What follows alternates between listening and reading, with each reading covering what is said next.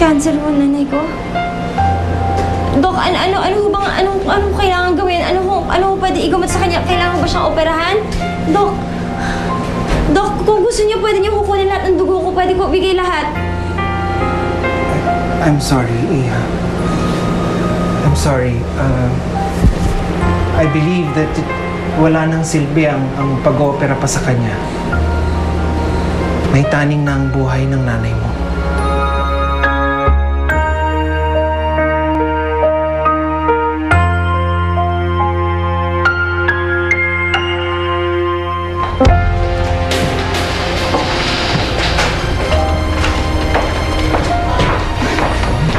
Tingnan mo nga naman, oh.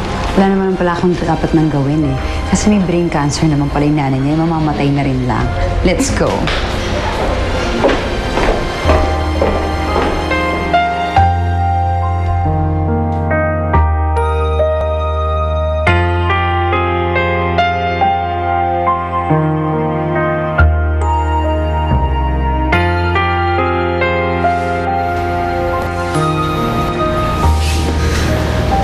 Noemi, okay ka lang ba? Kung meron kang gusto sabihin, nandito kami ni Ika, makikinig kami sa'yo.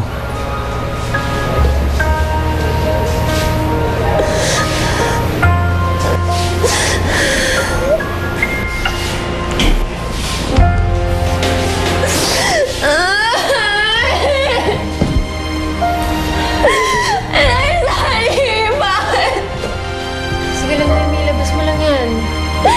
Diyos ko! Bakit? Bakit yung nanay ko? Nay Sally! Nay Sally!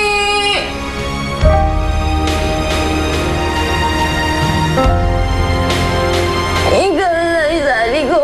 Diyos ko, bakit po? Bakit nangyari sa kanya?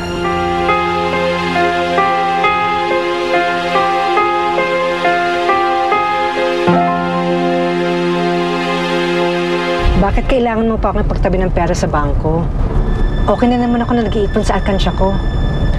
Nay, show money lang ho yun. Para sa pag-alis ninyo papunta ibang bansa.